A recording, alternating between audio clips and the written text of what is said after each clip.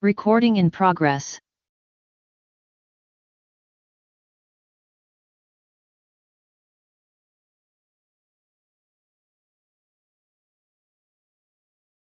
It's checking traffic. It's a big car fire on 28. I wanted to go on exit. Yes, our intention is three. Yeah. Want to get down to three. Yeah. And It's really safe. that gives us a lot number Get rather off than the four. exit because it was in a, right? But three's good, three's good. Yeah. No, and I think we should give them enough time for interviews because actually interview time would also not.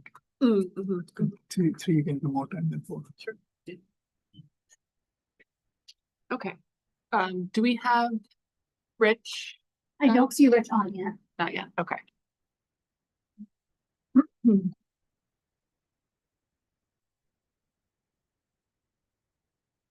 Well, we have four, so why don't we go ahead and get started?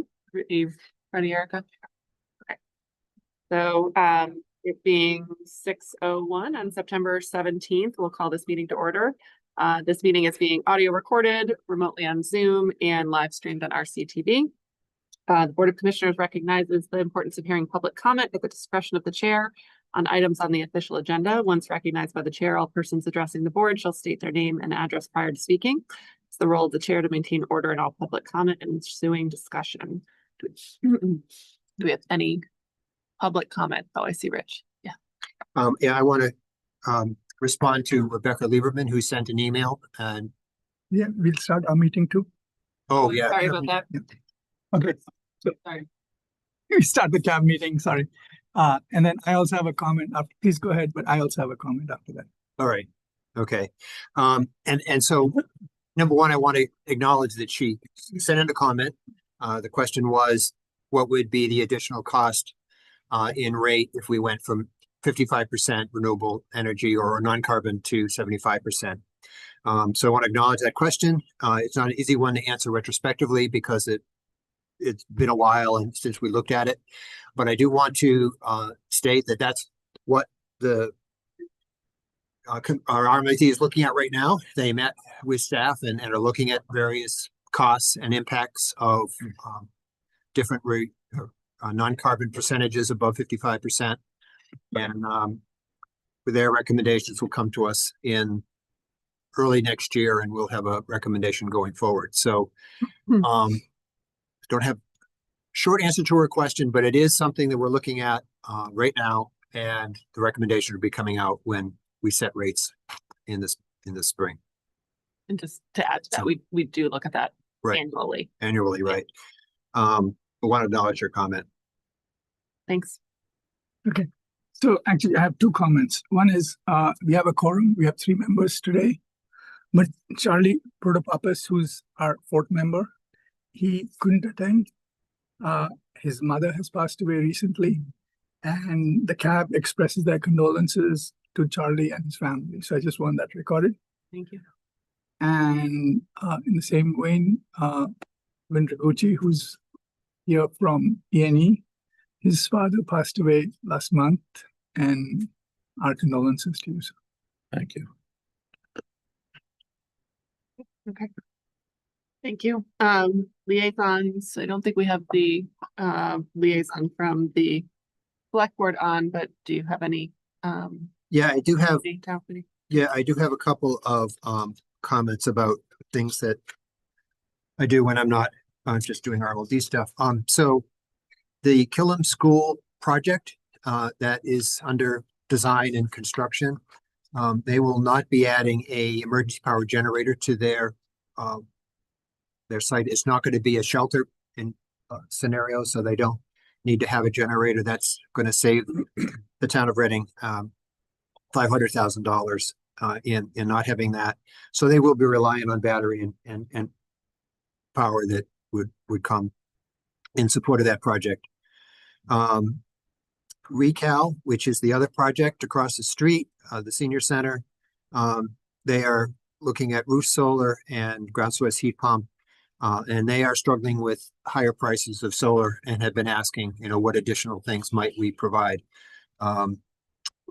I've been referred to Mark Doxer to follow up on that, and we'll include Megan and IRD on discussions with Recal and their solar efforts and what we might do either in front of the meter or behind the meter.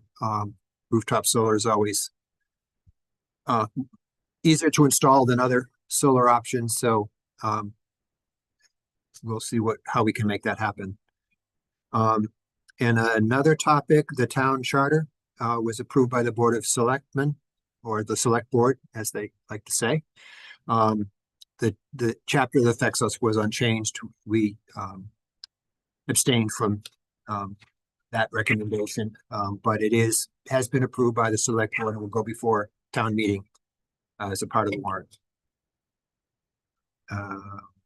Yeah, that's the highlights. Thank you.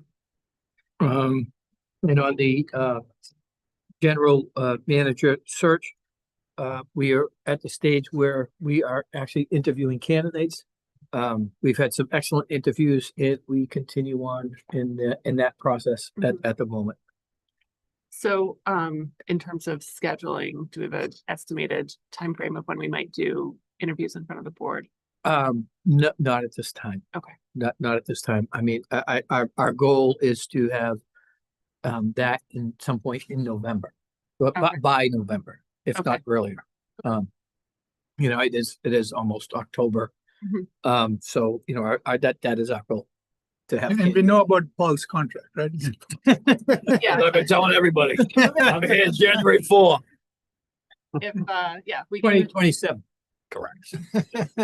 if we're able to move faster, obviously we want to Yes, be able to do yeah, that. that's So, our okay. speed is our game. We are meeting almost, we met Monday, Tuesday, Wednesday, and last week we met multiple days, anticipation, several more days next week. So we are working furiously towards getting candidates. Thank you for that. And I do want to add, one of the things that we did is in preparation for that is meet with various RMLD staff groups. The three of us divided our time and talked to different groups, and we consolidated the feedback from the staff here, what their strengths, what would they like to see in a leader, and I want to recognize that because it has been very much a part of our thinking and discussion as we've talked about and talked to the candidates. Some of the candidates have asked what things are you looking in a leader, and we've repeated that back to them as far as what we're looking for. So I want to acknowledge that feedback has been useful in guiding us in that effort. Excellent. Contract committee, Rich on. Rich, Which is on. do you want to share any updates from the contract committee? Yeah, thanks. Assuming everybody can hear me, I'm off mute, so assuming you can hear me. Yes, we have met one time, and our committee is myself as the chair, Dave Talbot, and Vivek, I think, is our total committee. So we are progressing. We will probably have another meeting here in the next 1 to 2 weeks. To continue to move forward on the contract drafting.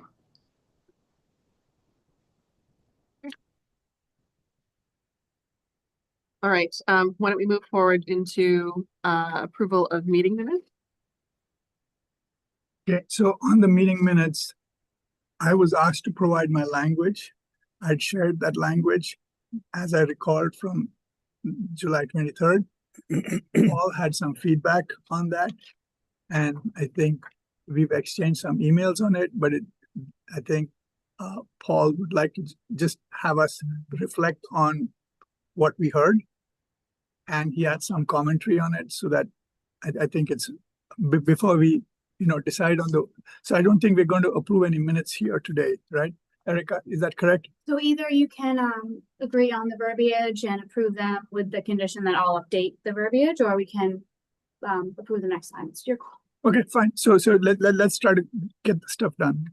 Do you want to see me to pull the minutes or the email up? Pull up the email because the minutes is a lot of stuff.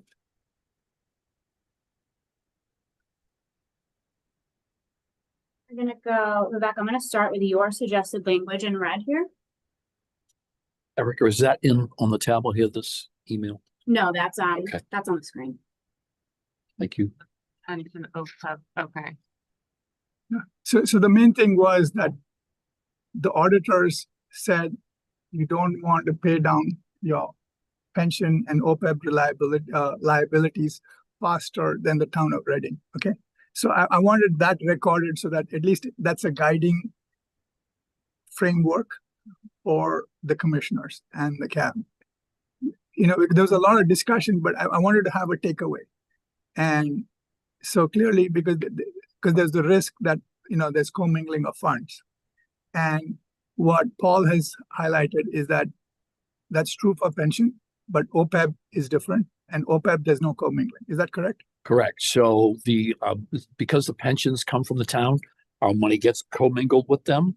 But the OPEB, there was legislation that was passed a good number of years ago that allows the life plan to establish their own fund, which is kept separate from the town's money, so that those dollars are not commingled.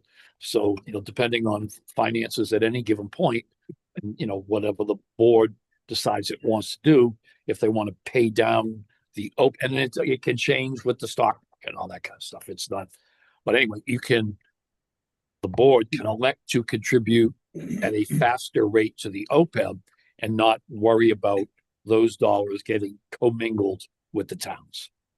So the pension liability is greater, right? The pension is a greater liability than the OPEB liability. But I think it makes sense to track the Reading level of payments so that we stick with that for pension and do the OPEB at the rate that we think it's financially responsible.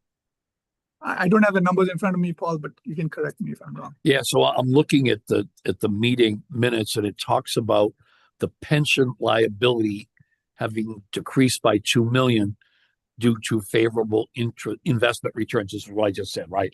Market goes up, we ride in that wave. If it goes down, it could change. I look at the absolute number. I want to just look at what is the absolute liability for pension, absolute liability for OPEB. But my sense is pension is a bigger number.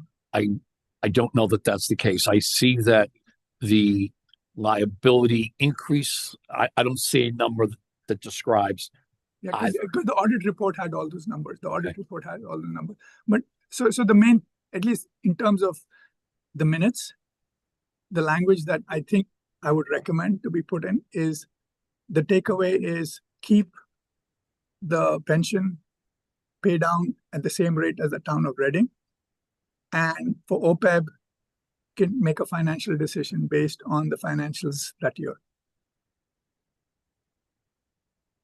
I think that pretty well sums up what you just said. Pretty well sums up the email exchange. Yep. So are the two of you in alignment with this change? We're in alignment with what I had in. Erica, could you? I think the email exchange is above that, This is you, and then Vivek's is above. and then Vivek responds above that saying,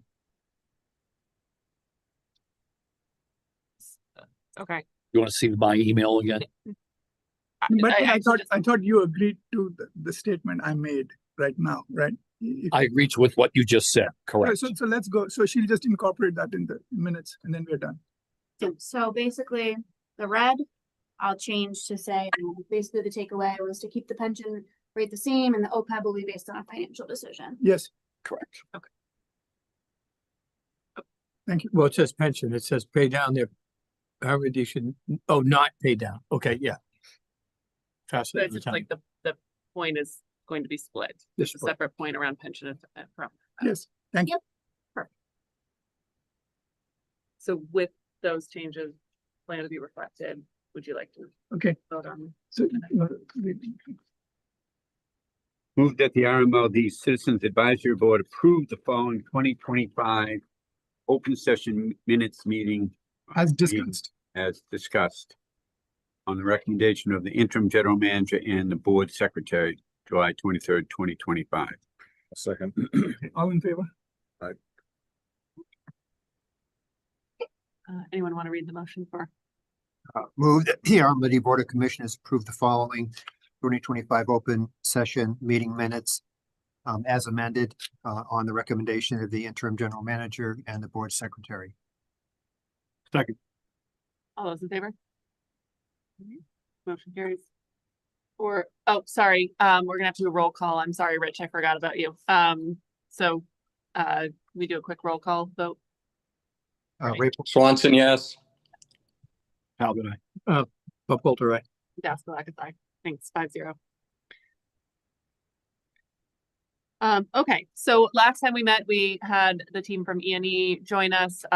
We did not get through all of the content. So we've allocated another kind of short time period for the remaining content. And so I appreciate the two of you joining us again to cover that content. I know we wanted to ensure that as we work through this content, we have an understanding of, you know, where are we talking about kind of general services available versus where is RMLD currently taking services. And I know the team is interested in just kind of understanding what those options are and costs associated. So Sure. kind of focus on that as we go through the content. That'd be great. Yeah, so you guys have. So now- no, if you don't sorry. mind, I put a request to Win, and I don't know if he talked to you about it, but at least the cab would like to understand where is the money being spent on E&E services? What are the things that we are spending on? And Erica can pull that up if necessary.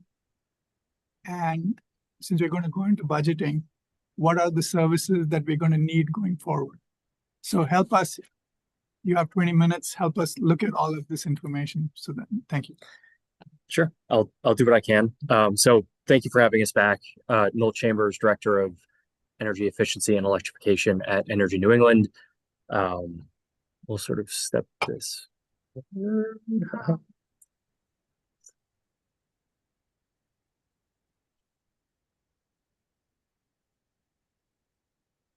Technical difficulties. They get an extra minute.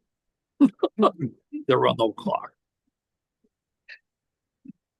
Do you guys have the presentation on your? We do. All right, there we go. Yeah. Cool. Yeah, sometimes it doesn't like Yeah. share.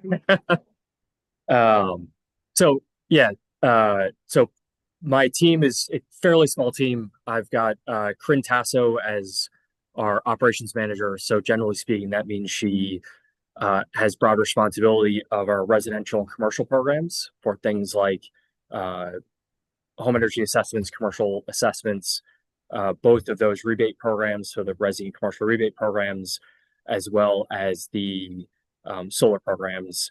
Caitlin Leahy-Barb comes out of organizations that have historically supported commercial and industrial programs under Mass Save and the IOUs, and runs our EV group, so the transportation electrification team. And then we have a number of other staff members. So we have 5 home energy assessors. 3 of them are full-time, 2 of them are part-time. We have 1 customer service representative who does all the phone calls and scheduling for about 2,000 assessments a year. We've got 1 full-time and 1 part-time employee to do rebate processing.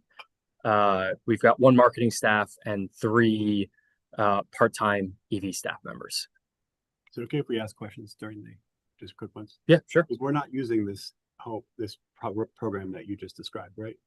Yeah, so the home energy assessment program, I believe you discussed and approved a bid with a BODE, and I think just to clear up maybe a misunderstanding about that bid, E&E did receive a copy of it. The way the language in the bid was structured, there's effectively 1 company in the state that could fulfill the entirety of that scope as a single entity. You awarded that contract to that organization. There's 1 other company that could probably do it as well. They sounds like they did not bid. I didn't see a response on the website. We don't have a number of those things on staff. In fact, 9 of the communities that we do home energy assessments with, we also work in concert with a BODE for them to do the heat pump and weatherization consultative services. I wasn't asking you to get into like Yeah. the whatever's going on with procurement. That's not what this is about. What I would just like to see is let's focus on the things that RMLD is using. What are we doing with you? What are we spending? What are we getting? That's what I would hope to get out of this. Okay. And move more quickly through the general stuff. No, I guess that's an excellent point because the clarification of it is. Yeah.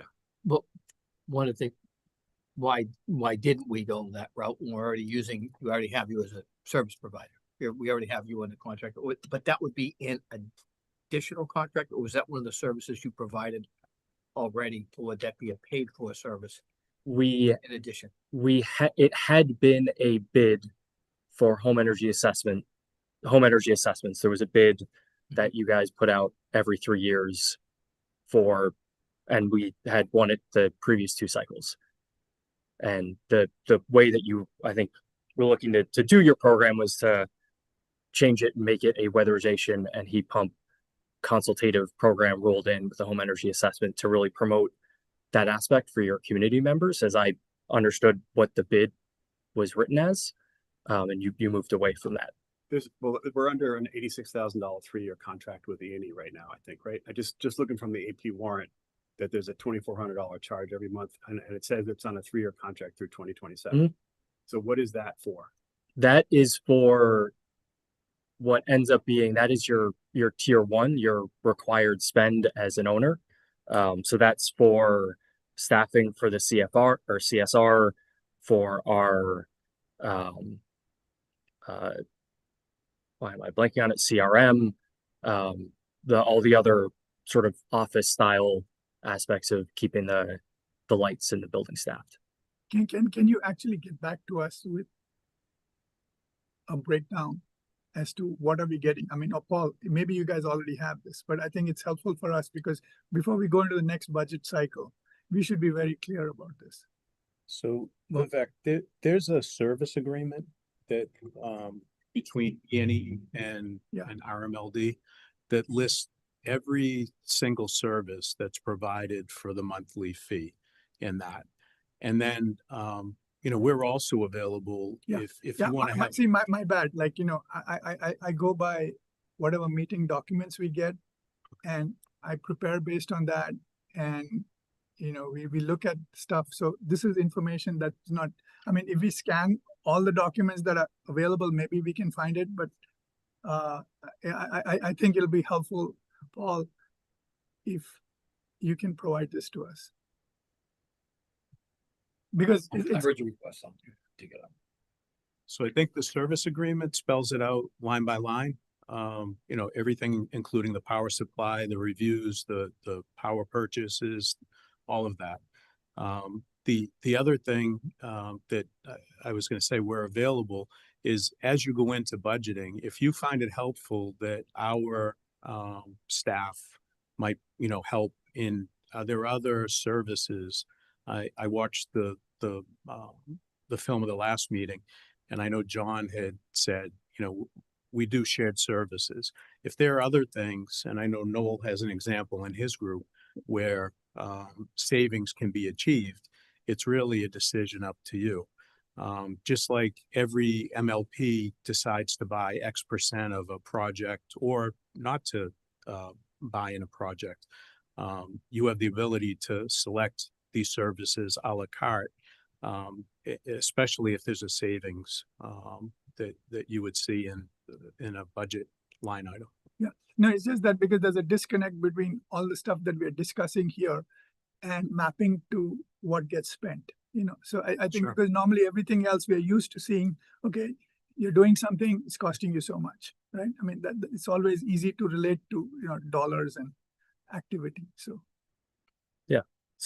the $2,400 a month goes to the RCS admin. That also goes to the annual reporting to the DOER for the programs, for both what you're going to do over the course of the year and then going and looking back, compiling all that, remitting it to the DOER. There's the solar program where we help in augmenting your staff in processing solar rebates. We do somewhere between 40 and 60 of them for Reading. So that's part of the 2,400. No, that is not. That's a separate scope of work. Scope of work 10, I believe. And then 10 what? It's SOW 10 is what we call it. Sorry. Yeah. And that is there's what's that bank? an application fee per each application that we receive. And then a variable 7% of basically the rebate value is what we offtake as the processing, our cost to process that rebate. We do that same program for 6 other municipal light plants at the same percentages and cost values. And then the other program that you hold with us is for what is in effect the basic services for RMLD Drives Electric. So the RMLD Drives Electric website, the customer education and awareness programs. So we staff a help desk, an 800 number. So we're able to be on call and support your customers in any questions they have about how they go through their EV adoption process. So those are the EVs we add a year in the territory. You know, okay. Don't want to put you on the spot. Okay. Sorry, keep going. So those are the 3 services you currently have with us. I guess the presentation I was going to go through, and I can make it fairly rapid from here on out, is sort of talk about what else we do to sort of give you the full picture. I think is Vivek was asking about is what other services do we provide. So the core services, as you can see here, rebate processing, incentive processing, the solar program we do. We've got the rebate portal, commercial industrial programs. We both do that internally and externally, and the EV program, which you currently offtake. Customer engagement, so marketing and events, and other extended services. We do a fair amount of work with non-MLP customers, including helping to manage the More EV program. So on that, so question for Paul and Megan, I mean, out of those services, are there things that you guys are already exploring what we may want so that at least we are aware of that?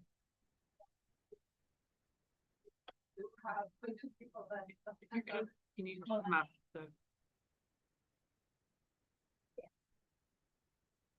We do keep a list. Yeah. We do keep a list of the services that we have. So could we go back to the previous slide, please? So what would we want from this? So we do the solar rebate. That's the third one, solar program, and we do the EV, the RMLD Drives EV. Okay. I think with Noah's group, that's the 2 we currently have. So that's what we have. Yeah. Okay. And we had the home energy assessment previously, Yeah. Well, which, but I guess when we did the bid award, because E&E was not involved, and it was, I guess my question is, why was the scope written in the way of the scope? And we already had a partner doing all this, and we could have just done an augment for one piece rather than change the entire award. I guess I was not, wasn't very clear to me. yeah, it was not to change the structure or whatever the word you said of the heat pump program, but rather there's an overlap between the home energy assessment and the heat pump and weatherization program we already had. And it was at the time the HEA program was ending in June with E&E, and the program, the contract with Abode was ending in August.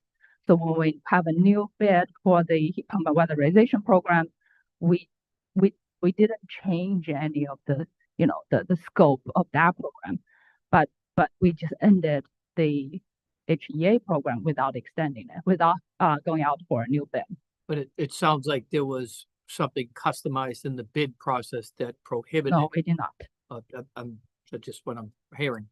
So Right, that's why but again, I'm just curious as to why we had a service that. So I was guess working with the company. E&E was a vendor, E&E was a service provider, Abode was also a service provider. So we were working with Abode, we were working with E&E. Correct. But we got a bid from one and not the other because the bid precluded one from applying. Because not all the same services were offered. If I'm understanding that correctly. So I guess I guess. So when we went out to bid, that would be the question. Just to clarify, the bid for the heat pump and the weatherization does not have a specific item for HEA, but it does involve a scoping visit to do weatherization. It also involves a manual J analysis for the heat pump installation. Both of these are very detailed home energy assessments. So we feel that is adequate for the customer to understand what they can do to improve the efficiency of their house. No, I understood, but that's again, a smaller, I don't know how many heat pump adoptions that we have here. It seems like a smaller. We have piece. about 200, over 200 a year. With heat pump? Yeah. When you say heat pump, we talking mini split? Well, it used to be. Yeah, okay. Yeah, Okay. air source All right. heat Just I think Geo, I'm sorry. Yeah. I Not apologize much for that. geothermal, I don't think. Yeah, I just. Yeah, we're starting to I'm get like old school, old school, sorry. the new program scope expanded to include ground source heat pump and water to air heat pump.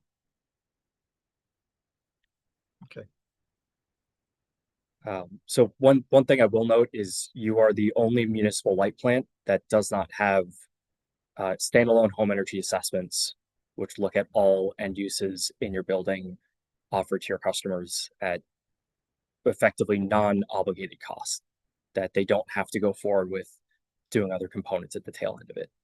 I don't know if that's true. I just talked to another MLP that they also don't have it. That's enveloping of the home, right? So we look at all the appliances, everything in the home, and provide a report to the customer that gives them not just the weatherization and heat pump potential improvements, but replace your stove with an induction stove, replace your refrigerator with an Energy Star one, do an Energy Star pool pump, sort of all the other ancillary improvements in the building beyond strictly speaking as weatherization and heat pumps. So is this like what Mass Save would do in other areas? So we don't go to the full end of then providing an actionable proposal. We go and we do the home energy assessment, and then we'll answer questions for the customer about where they can potentially go to get that work, and any other contextualized back and forth they may have about how we can help them move down that decarbonization or electrification journey that they may be looking to undertake. And rough numbers, I think half of our customers are Mass Saves eligible, roughly, I think, right? Because natural gas. Yeah. Correct? Is that ballpark? Yes. Yeah. I have no idea. Yeah, we've done surveys. Yeah, That's about it's half. right. Yeah. But it would be good to know how many people are looking for that, an assessment, aren't looking for a heat pump, aren't Mass Saves eligible, but are looking for, and how many of those you get. There's one. Okay. It's true. He's one. And just to confirm, we don't currently offer that. But it would be interesting to know how many such requests are we getting. When we ended the HEA, we put the notice on the website, and I think we have maybe 5 to 8 inquiries. People called, and then we direct them, this is how we kind of incorporate the assessment as part of the heat pump and weatherization program. So we, suggest for them to, consider the heat pump and weatherization. Yeah, we caveated the home energy assessment to have a heat pump in Yes. parallel with it, because we're supplying electricity. We're not here to help out the oil industry, right? And again, I agree or disagree. That was the decision. But there are a lot of customers that could benefit from a home energy assessment, and because it wasn't offered, that has been a turnoff at Reading Light, because like now we don't do that. And As similar to Mass Save does. interestingly enough, I would say 90% of the customers who are taking advantage of the heat pump program, their old system are oil-based systems. So Yeah. so if they are natural gas It's an easier system, switch. Yeah, it's an easy switch. That's yeah. an easy switch. So That's a so lot. if they are a natural gas system, customer, they can get free assessment from National Grid. Correct. So maybe what would be helpful is just to understand as we approach budgeting, to your point, is if we were to explore offering an incremental program to those customers who don't qualify otherwise, who don't have the interest in the heat pump and also don't qualify for Mass Save, what would that cost? What would that look like? Just as part of our consideration. So I think this comes back to the point I think Dave mentioned a few times about, weatherization for customers who are using oil and can benefit from national grid. I think that might be a approach that we can think about. Instead of just doing assessment, I mean, I'm just gonna make the comment. We did do the analysis of the past 6 to 8 months of home energy assessment results.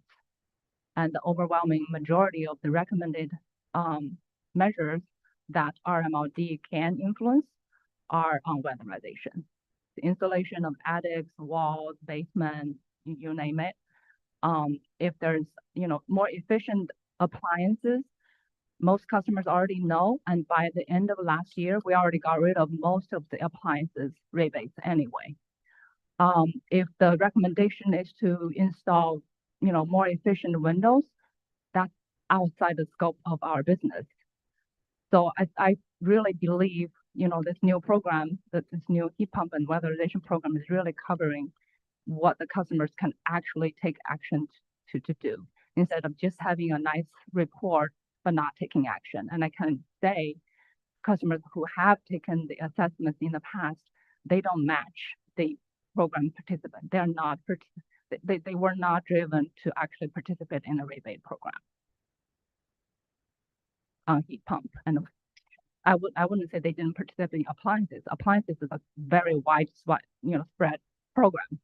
So everyone pretty much takes it if they happen to buy a new appliance. So this is the kind of the thinking behind it. Just to understand what you just said, you're saying the people who took the assessment weren't doing anything with the information that you could tell. Exactly. Okay. Well, a lot of Except for the times, heat pump ones. yeah, because if they decide not to, well, you're helping them out to make a choice, right? That's the whole point. Whether or not they do the windows or the installation, if they decide not to the heat pump, that's a personal economic decision for a customer at that point in time. Right. To be clear though, if they got the report that said they should replace their windows and they chose to replace their windows. We wouldn't know. We would know that. Would not know. We would not know that. We'd be part Right. of that. Yeah. But what I was saying is I would just love to understand what it would cost to give them the option. It's an option that they have as if they were a National Grid customer. It is not an option that they have at all if they're not interested in initially pursuing heat pump. It doesn't mean that it might not say you would benefit from having a heat pump, and maybe some of them decide actually this is economically feasible and I should do it. But if they don't have the option of doing that kind of broad assessment, I'm not saying we should offer it. I'm just saying it'd be helpful to understand the cost of what it would look like. That makes sense to me too. Yeah. Anyway. Great presentation. Thank you very much. Yeah. Oh, 21 minutes. There's still some pieces. Yeah, if I can be really quick, or we can just go straight to Vin's if you want. So yeah, we do somewhere, the numbers are a bigger range because it's building up over time. So from 2019 till now, we've ranged between 1,200 and 2,100 assessments a year. All our auditors are BPI certified. We help to meet under the statutory requirement or regulation. The only thing you have to do to meet your RCS minimum spend requirement is a home energy assessment with the Massachusetts Home Energy Scorecard. That's what we help most of our light plants accomplish. That is being translated into the proposed MLP section of the legislation, carrying forward that it's home energy assessments with the Massachusetts Home Energy Scorecard. So that's what we help our light plants really accomplish by having Snug Pro with the scorecard from the DOER built into the back end of it. Customers can receive an energy kit, savings toolkit, so light bulbs, plug strips, and other items direct ship to their home, drop ship to their home. When we had been doing home energy assessments, I believe Reading had an online store. You were not participating in that because you felt it was a better place to have your customers go through there, which makes a lot of sense. We've got 2 or 3 other light plants who do the same thing. So from a rebate processing perspective, we administer rebate programs for 10 municipal light plants, broad swath of things. So our 2 employees, 1.5 employees, are on track at least this year by projections to be somewhere between 2,100 and 2,200 rebates processed. And that's about what we would call standard rebates, to about 2/3 towards that. So that's appliances, lawn equipment, and EV level 2 charging.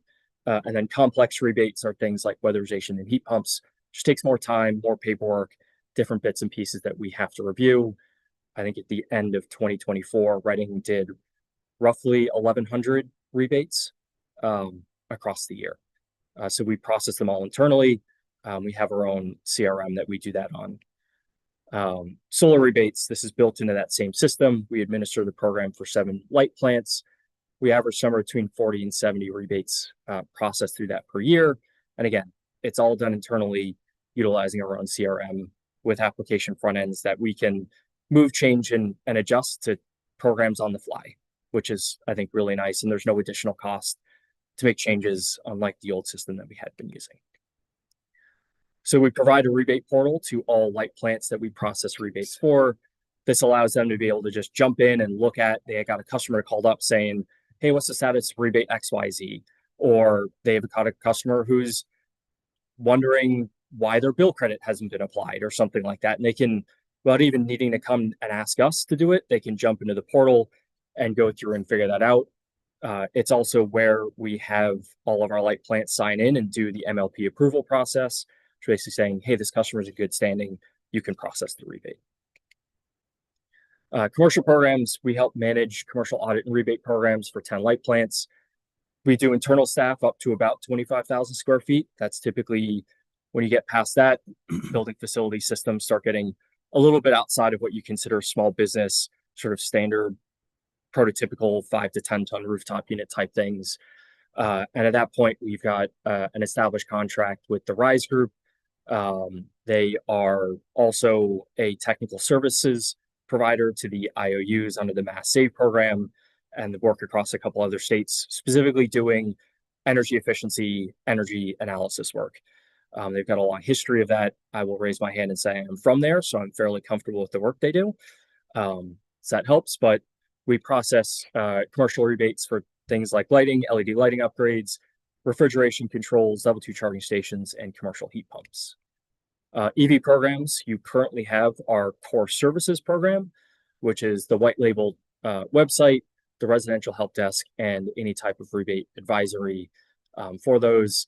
So historical monthly volume, not specifically for your program, but across the 10 light plants, is about 2,500 customers. Websites, we're seeing about 1,000 active users. That builds into comprehensive services, which add in things like marketing support, which is a regular cadence of marketing pieces that come out, as well as adding in commercial support. So engaging with your commercial customers about how do they put in workplace level 2 charging for their employees or fleet charging, those types of things. And then we just have bulk T&M services. We also have an online tool called the Drive and Save Wizard, which is very much a pick your own pathway type tool, which lets the customer sort of compare 2 or 3 different options on a car and then get a breakdown specific to your community and your rates and your incentives about what their total cost of ownership would be. So when you say EV program, so this would not be a residential EV charging, right? This is both residential and commercial. So like if Dave is like an EV charger, is he on your system? So I have a plug-in hybrid, right? So I mean, I have my 240 volt charging line, but I don't know if I don't see anything in here. So we don't, if we work with the light plant to help encourage them to put stuff like marketing pieces on their social media, to have the website out there, promote the website, promote the opportunity for customers in town to learn about electric vehicles. So this is about learn about electrification. Correct. It's EV education and awareness. It's EV education. So if you're an EV charger today, you have no visibility on this, right? So we don't know who the individual customers are in your community who have EVs, correct? Okay. So I just wanted to understand. Yep. But with the smart meters, we'll be able to find out. Theoretically, yeah, you'd be able to find them pretty easily. Yeah. Or, yeah, theoretically, fairly easily. Yeah. We'll get you, Dave. So some extended services. So we have been doing charger infrastructure advisory services. So what that means is working with some institutional fleet customers. We've got one customer who's electrifying their 140 vehicle fleet, and we're helping them walk through that process. In one other light plant, we're helping a couple of their customers actually walk through the process of selecting the vendor, going through equipment selections, and just helping to shepherd that process so that the customer has a good end result with equipment that's going to work for what they're trying to accomplish. We are also the dealership engagement vendor for the More EV program. That's the $3,500 on the hood if you buy an EV under $55,000 in the state of Massachusetts. E&E is effectively directly responsible for, I think, 240 of the 300 and change registered dealers as part of that program. And we do a lot of events on an annual basis. We do tabling, we help at heat pump forums, we also help put on trainings.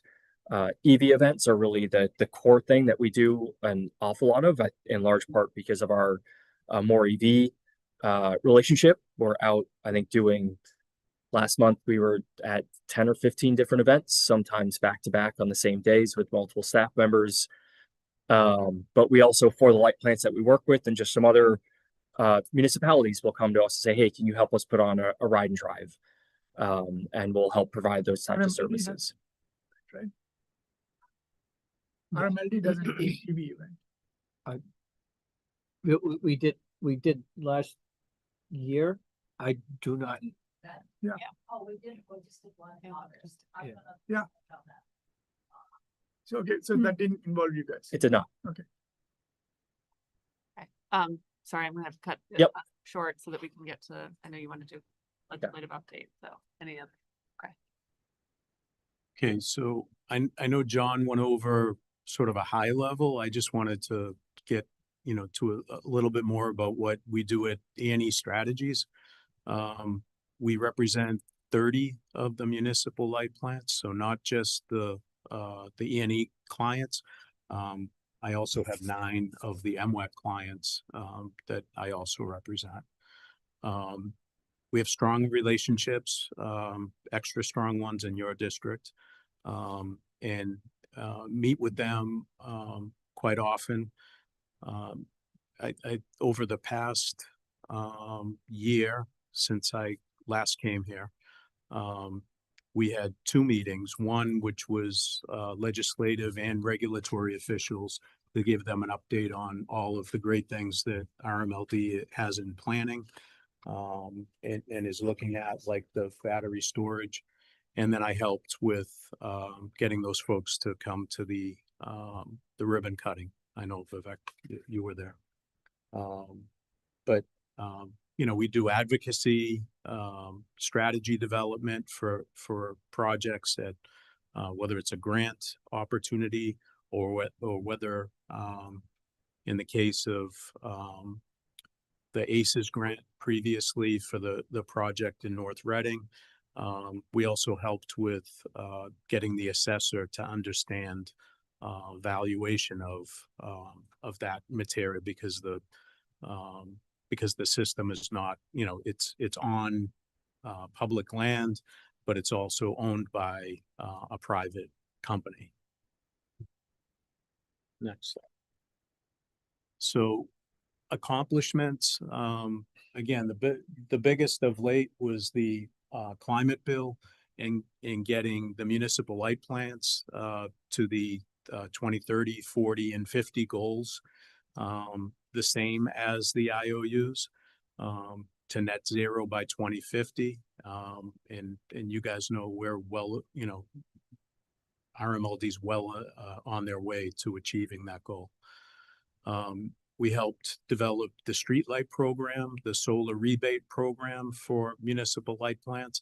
And again, these were programs that came from ideas. They didn't exist. They were only being offered to IOUs. And by us working with the commissioners, we were able to create these programs. I've also done home rule. couple of times have worked on the potential of doing an Article 97 for a new transformer that's been on again, off again, and that may come back on again at some point in time. But working on the special legislation to do things like that. As I mentioned, the tax settlement and also our presence.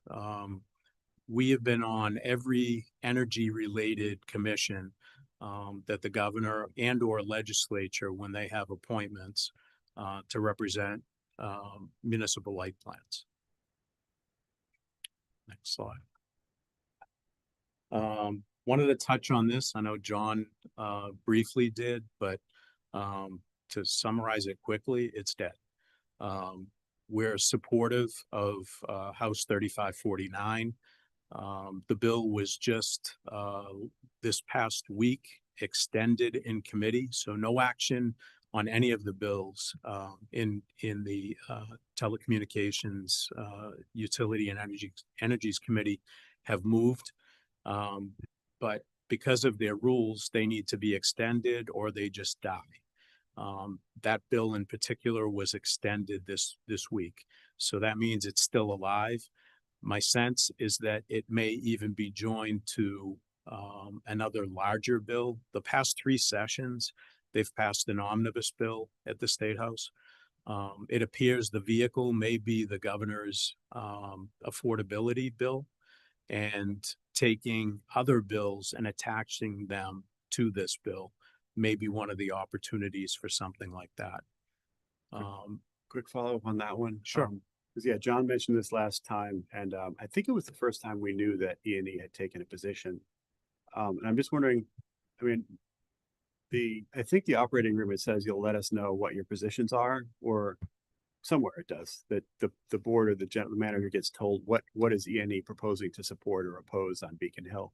And I guess just going forward, I think it would be good. I think I might speak for my colleagues. We'd like to know kind of in a timely manner, what is it that you're advocating or not advocating? Because when did it occur that that position was taken?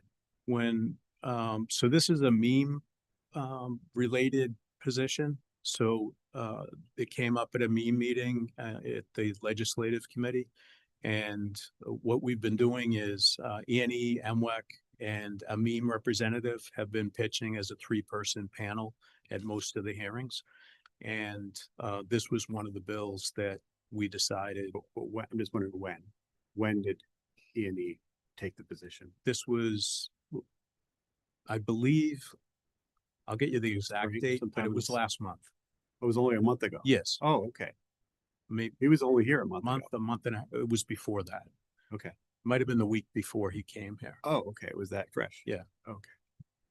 Because there have been 7 hearings to date. There's a hearing scheduled for next week. Because that bill's also been kicking around for a bunch of months, like a year or so. Right. So, but we weren't hearing anything about like what did RMLD board want to support or oppose, or what were you proposing to support or oppose? So all I'm saying is going forward is like in a more timely manner. Hey, this bill is up there. Sure. What do you want us to do? Or tell us what you propose to do. That's all. Okay. Well, one of the challenges we as commissioners have is that meme in particular, and I'm guessing any by association, is geared toward general managers. The general managers have input. And while commissioners are generally in municipal light plants intended to set policy, we have literally not been invited to those meetings and discussions. So it's either through the generosity of a general manager to make time to talk about his position that he's taking on behalf of RMLD with the commissioners, or we're trying to establish a commissioners light association so that the commissioners can have input to things as policy people, and not just depend on the generosity of the general manager to communicate that back to us. And maybe to your point, it could be implemented through an RMLD policy that the general manager shall report to the board and get a board approval on whatever position the general manager proposes to take through me. Something like that. What do you think, Paul? I mean, I don't know. I mean, some way to operationalize this. I mean, you but- want alignment, right? You want Yeah. alignment. So, you don't want to be taking a position that's not It's a- not even known. with the That's board, not even Right. known here. We're the local politicians for whatever that's worth. Yeah, and there's 5 of us. I Yeah. can completely understand why we're not invited. There's too many of us. Sure. right? And you go into that room, right? And you leave the general manager and we agree to disagree about truck policies and, who knows what's gonna happen with biomass, right? How many bills It get could be filed? dead today. It might be alive Sure. tomorrow. But Right. leaving biomass aside, just the larger principle that the board is the policy making, we get elected for better or worse to do this job. And, we should be in the loop at a timely manner. On a given session, there's about 360 bills in the TUE committee. There's about 30 that we pay attention to. Yeah. Not that we necessarily care about. And when push comes to shove, there's probably 10 that we end up commenting on one way or another. But to your point, Commissioner, I don't have a problem letting the GM know to either inform the board, because quite frankly, I'd rather have boards in addition send letters to the legislative delegation in support of or against something that we're Right. for or And there against. have been times when the GM has come to us and said, hey, sign this. We want you guys to support this. But other times we don't know anything about, like, all year this bill was kicking around and I'd never heard of it. And I had been involved a few years ago, but I had not even heard of it. So it's just this larger point. And I think the way to operationalize it is, it makes sense for you to report and talk to the general manager, not to us. I get that. And And then the other way around. But for us to have a policy that we currently do not have in our RMLD policies that says there needs to be a feedback loop between the GM, or that the GM shall ask us or we shall, and that's up to us to enact that, I think. But I think we're all right. Okay. And to answer your question, these are I believe there's 8, 1, 2, 3, 4, 5, 6, 7, 8. And then the ones where you see twice, the same bill's been filed in both the House and the Senate. But those are bills that we have put a favorable or an opposition to. And I'm glad to share, if you're interested, what we filed to the legislature on all of those. Thinking through how to, an alternative way that might be more consistent. Maybe just a recommendation to E&E around how you communicate to your owner MLPs. Maybe it's a monthly legislative update or a quarterly legislative update or something, email to the GMs that they can then pass along to us. Something that just provides us with general guidance on where your attention is and where our attention should be in that space. Might be some, I'm sure other MLPs might benefit from that too. And then it's not really a internal policy. It's part of the service that you provide. I mean, you guys are an owner, so you also get my updates from the board meetings. And I think that's probably a good format to either do quarterly or,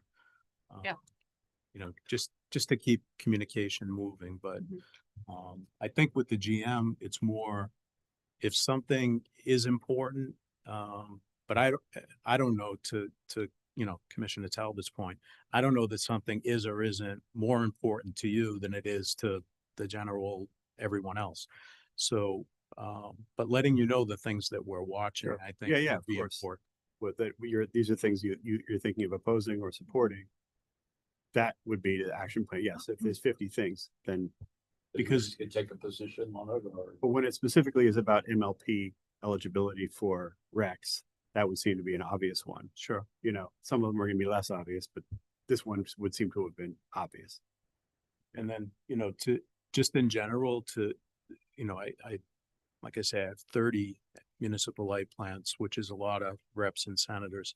But in particular, the RMLD delegation every one of your members is on top of, I mean, we keep them informed about everything going on, but they are on top of just about everything. And quite frankly, reach out to me a lot to say, hey, is this something that would be helpful to RMLD if, you know, we pushed it forward? So you're pretty lucky compared to a lot of others where I go in and introduce myself again for the third or fourth time.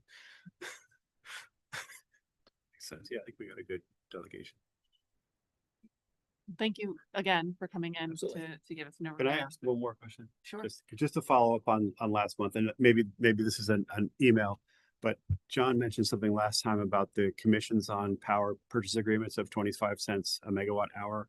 And that was something I had not really understood. And I think to Vivek's point of understanding what fees we're paying, if we could get a sense of what does that add up to? How many PPAs are we paying 25 cents a megawatt hour? And do we also pay that when we have you sell RECs? And then what is the magnitude of that across a year or the life of an agreement? So I could follow up with an email. Is what does that add up to? Because that was new to me. And then the other one was when you guys bring PPAs to us, are there fees paid to E&E by the power producer, or commissions of any kind that the power producer is paying E&E? Only the settlement fee. So it's not like you're the real estate broker. That bad analogy, but Right. they're not paying you to be a broker for their power in some way, or No. Okay. We're doing the analysis, making the recommendations, and the negotiation of whether it's a good deal or a bad deal. Yeah.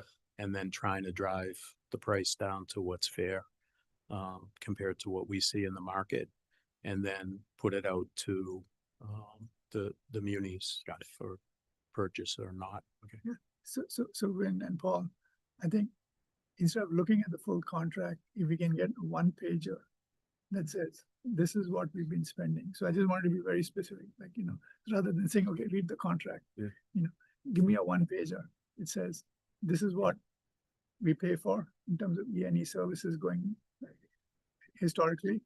And Paul, in terms of what we may be doing going forward, just help us understand if there are any variations going forward. So, Okay, so just to go back to our plans. So well, that's- the budget has so much detail, so it'll be easy for us. Maybe you're on the cab, I'm on the board. What if we get together and write an email and cohere on what it is we're asking for? I'm asking for something, you're asking for something. And I mean, not that we speak for the whole board, but that would be an organized way to send an email back. Sounds good to me. I mean, sure. Good. Okay. Anything else? Okay, thanks again. Thank you. Appreciate Thank it. you very much. Thanks, guys. Appreciate what you guys do in the legislature. That's a unheralded task, right? From anybody. True. Thank you very much. Vin loved that, right? Okay, I think we're moving along to IR update. Megan. I have Megan listed here. Yeah, okay.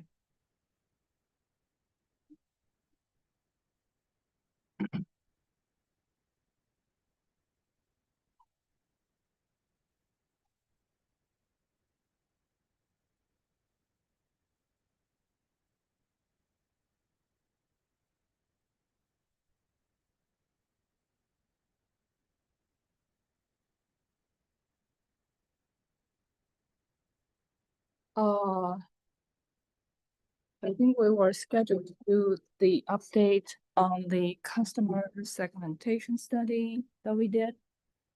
And then I'll do some, customer program updates. The first one is segmentation study. In the spring, we had a professional survey company to help us carry out a survey. This is the first segmentation study that I know we've ever done. It's here. Sorry, we were just It's looking. here. It's here. No, No, I don't no, know. no, it's not. This is not in The here. materials are not in Yeah, our iPad. It was in the package that was sent. It was in the package that was sent to us, but It's not in this It's one. not on this one. Okay, that's fine. Sorry for being distracted. Go ahead. The reason to do the segmentation study is when I got here, I hear two kind of train of thoughts. One is, oh, we need to do more social media posting. We know, we need to take on all these digital ways of communicating to the customers, which is the trend now. And then I hear the other thought is, especially for the customer service group, what they deal with is always people who come in person or who call. And, they need help with some very basic services, and they may not use internet, they may not use email, they don't look at the websites. And another kind of a similar sort of source of kind of along the same line is our specialists, when they get calls about rebates and programs, you can tell they don't look at the website. So basically our specialists are repeating the information on the websites over the phone to the customers. So that kind of prompted me to think like, okay, who are our customers? Who are we dealing with? What are the characteristics that will help us to actually engage our customers more effectively? So this study is really for our internal analysis. So I'm not sharing the whole result to a public meeting, but I want to kind of walk us through the segments, what they mean, what are the implications, and also have a little bit of summary discussion of some of the findings of the survey in terms of customer attitudes or choice or preference in certain topics. So this is what just so I can maybe restate. So the goal of this study is just to understand how to better engage with customers and ensure that they're getting the information they need and able to take advantage of all the different programs. Yes. Okay. We want to kind of modify or develop our marketing strategy based on the insight we gain from this study. On who our customers are and what they're looking for. Right. Got it. We sent out 19,000 surveys that we have emails for, but this is all residential. We got 966 valid responses. I don't know if I can take a show of hands. How many of you did the survey? I think I did. Oh, Good answer, Bob. you think? My wife, I hope she did. I with my husband, I'm not sure. So statistically, the 5% response rate is really good. So we're happy with that. The segmentation, the definitions here, but I already kind of explained, the ideas to understand, the types of customers that we have, but it's not to label our customers. I want to emphasize that. It's just really understand, the demographics and then their tendency toward electricity, toward technology, toward utility service, and I'll explain that more. I'll just go over demographics a little bit. I think this is not news to you, but I just want to compare that with the census. That's the American Community Survey. So we did do that analysis to compare with, the proportions of each demographic group, and it matches very well with some, small exceptions, which always happens with the sample. And then the sort of the race, the education level, whether you own a home, your personal relationship, and whether you're employed and all that, that's all matching the census result. With the only kind of difference is that median age. For our survey respondents, the median age is 58. It's on the older side because our respondents are people who are responsible for paying for electricity. So the census also accounts for children and, young people. So that's the only difference. You have a.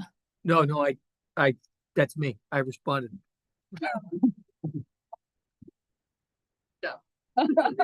Recognize ourselves. I just looked at it. Hey, exactly. Yeah. Our representative. Number one. So how we did the survey is long, then maybe that's why you didn't it takes almost. I'm sorry. I can understand what you were showing in this part. Yeah, I was trying to say, the survey takes about 30 minutes, and what I'm showing here are the questions that are leading to the algorithm to assign each respondent to a segment. So there are two groups of questions. One is customers' attitude toward technology. So there are maybe 8 statements there where you would, on a rate of 1 to 4, you strongly agree, you strongly disagree, you disagree on a scale. And then the second group of questions, customers' attitude toward electricity and utility service. Okay, so these are the questions and you have to score 1 to 4 Yeah. on each of these. Yeah, you select whether you strongly agree or agree. Yeah. I would have known. Yeah, it takes a while to finish the survey. So I applaud those 966 people who finished it. So that's how so that's why we hired the survey company. They did this all online and they did the back end segmenting people, but then we did all the other analysis in-house because of the cost concern. Well, I mean, we have the analysts and they do a great job. So so this is the segments that is the direct result of the survey.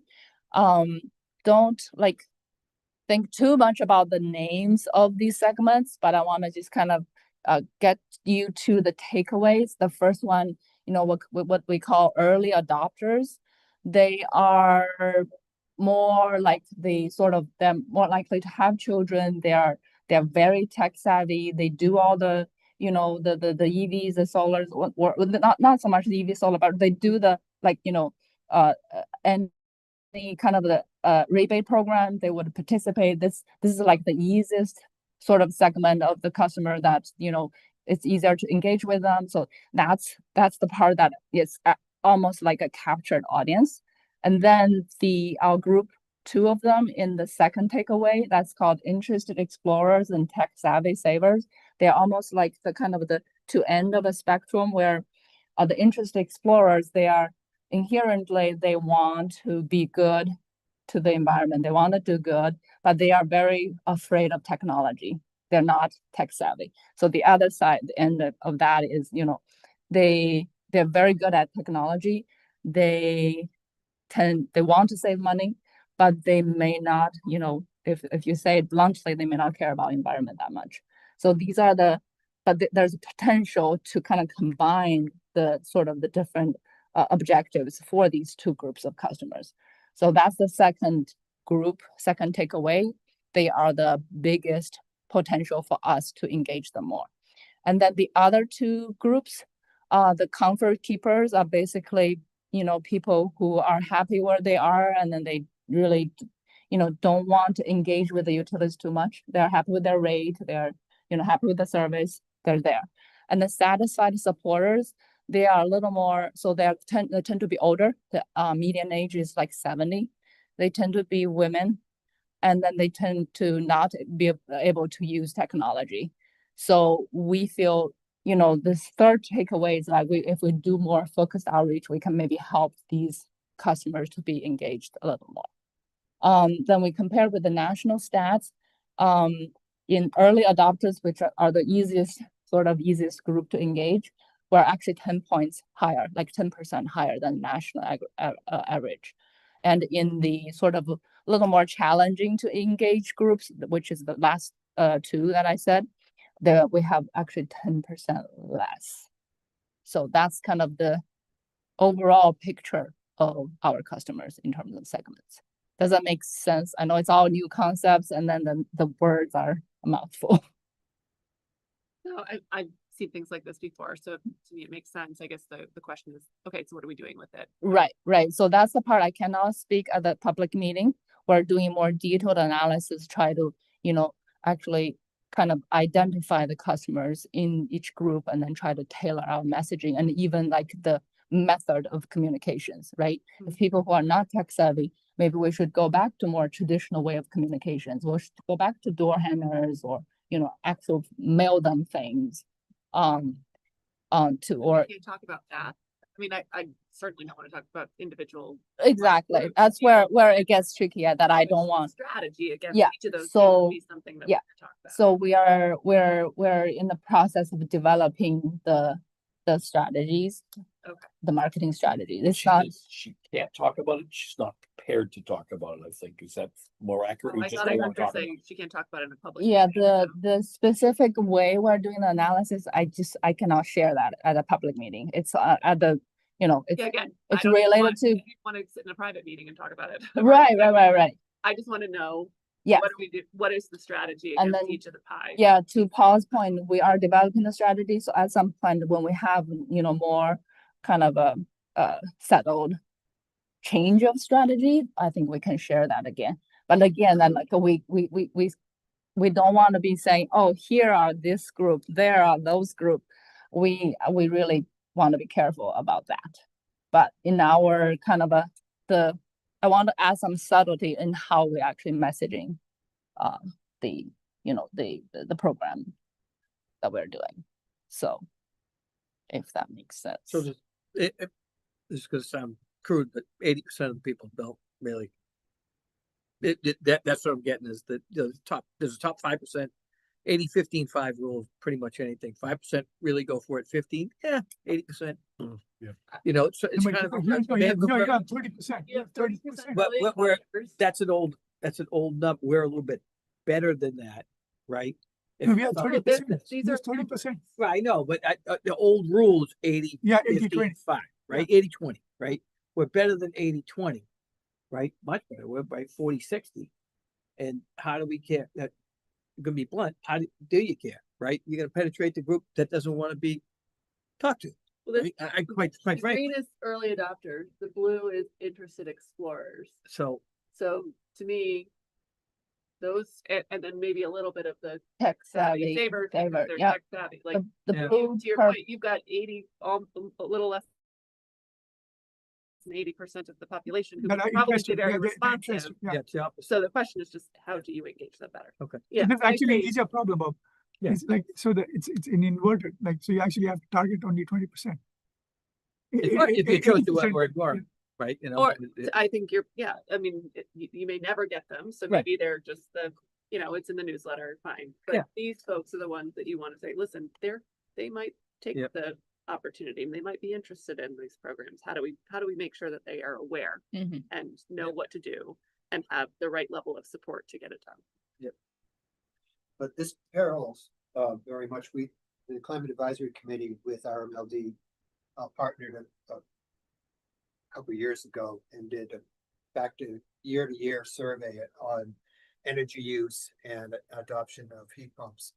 And so I think that kind of data and the kind of data you have, I think pairs together.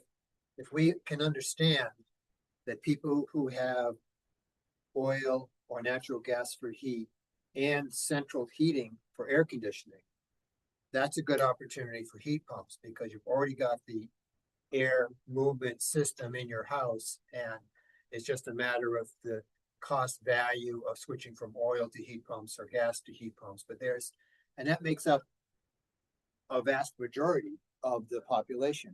But then that's subdivided into these categories. How many of those receive information in particular ways? So you're trying to reach out. So pairing the two data sets together, there's a large part of the community which could be adopters if we can get the right information to them in a particular way that understands that. And yes, some of it's technical and might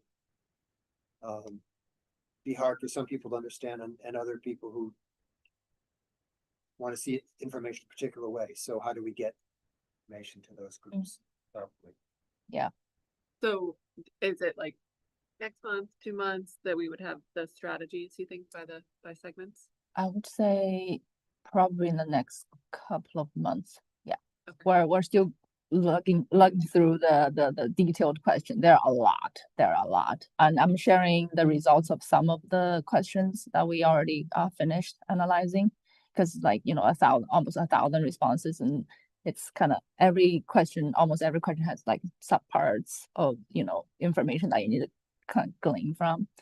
But anyhow, so other than the segments, these are some of the specific questions that are included in the survey that I thought was interesting to share, just so that we are all kind of on the same page of thinking about, I think this whole presentation is really, I want to present the kind of the numbers, the facts almost.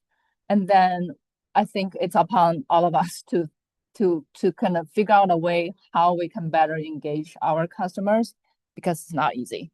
So I want to kind of preset that. So I think the data is helpful. I just want to be conscious of time. Like, I think the marketing team is kind of their job is to look at the data, look at the segments, and say what the strategy should be. Right. But it's not only the marketing team. I think the whole specialist team is also they will have to be on this, because the marketing team is basically packaging the information, the messaging, and finding and implementing the specific communication channels. But it's the specialist team that actually come up with the specific like content of that messaging. Anyhow, I'm gonna go quickly here. This one is just to show where our customers are finding their information about electricity. It's interesting that the majority finds it on the internet, like Google search. For RMLD, it's about 40%, so we can do better. That's one of our goals. Maybe, we want them to be our, source of information on electricity and, power. A lot of them do also turn to their friends and family for information. That's also interesting. The next one is EV adoption. So the chart on the upper left, that shows the percentage of customers for each segment, whether they would consider EV or not. Over half says, yes, we want to buy EV. But if you look at the lower right chart, it says, well, if you buy EV, what kind of EV would you consider battery only EV? An overwhelming majority said no. So they would want to get either a plug-in EV or a gas hybrid. So that is a very interesting insight, I thought. You see how tall those columns are? So the bottom right ones for the various types of customer, the far left says no battery electric vehicle. Yeah. right. They're not Sorry, interested in all electric. But what is, sorry, can you just, So they would, that versus a plug-in? they would not buy a battery only EV. They want to buy a hybrid or plug-in hybrid. So hybrid. Yes. Okay, I got confused about the plug-in part. The plug-in is like, so the gasoline hybrid is you charge the battery with the gasoline. It's electric only or hybrid is the question. Correct. Yeah, Okay, that's thank right. you. Basically. Okay. I hope people understand, like, take this conversation, like that the people taking the survey actually understood all those distinctions. It's described in the survey. That's why it's taking so long. The next one is solar adoption. So the first chart on the upper left, that's whether you are interested in installing solar. The majority actually are not interested. And then the one on the lower right, asking, we do have this credit program. If you send electricity back to RMLD, you get a credit. They are, I would say, over half are aware that they can do that, but they're not, that kind of contrasts with the first chart where even though they know the only way you can sell back is to install solar at the moment, but they are not interested in installing solar. So it's just a little bit of a. Did we get any data on like those who are interested but have not done it yet, what their barrier is? I'm curious. Not in that specific way. No, we have questions about, how worried you are about, the cost of electricity. We have general questions on that, but not the way when we hire the survey company, the questions are pretty much preset. This is a nationally used survey, so we haven't got to that part. Yeah, I just it's rates first. Rate on return on your investment, right? If you can afford it, okay. If it's borderline, our rates are cheap enough where it's a 30-year payback. Yeah. Yep. Not worth it to me. And that's probably what you would say in your survey, or maybe it is what you said in your survey. I'm curious if like the a broad perspective, because if it's like, you could have 30% more adoption if you could just figure out a better rebate program, or if you could figure out like a.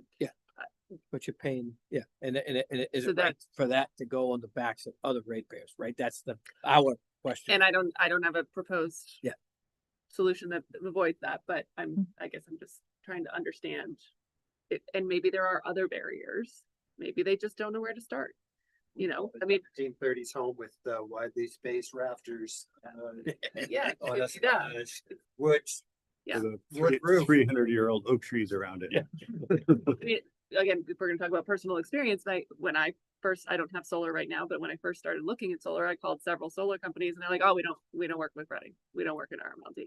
And I did enough research to figure out that that's not true. They just don't think it's going to pay back. So they don't work with us, but there's information that would be helpful for folks who actually do want to pursue that might be. And I think sometimes people will do it thinking they're not going to convert their house to heat pumps. And they say, oh, so I'm just offsetting my existing bill, which is small. Convert your house to heat pumps. Now you've got a large electric bill. Now the offset can be much greater. So And this is the last one survey question I want to share. It's on peak demand response.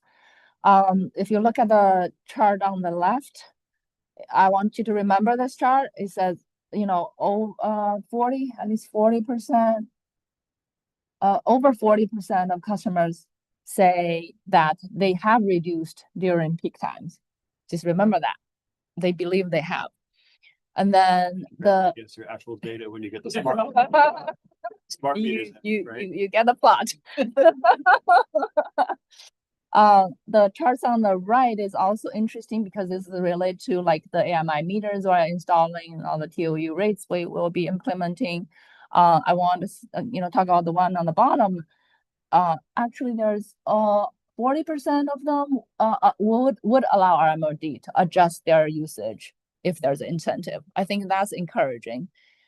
We can also you can interpret that statement in different ways, but overall, I think that's an encouraging thing because I think with demand response, that's different from EV and solar. EV and solar, you have to invest upfront, and demand response is more of something you take action without the financial burden per se, almost. So that's my that's the kind of general takeaway.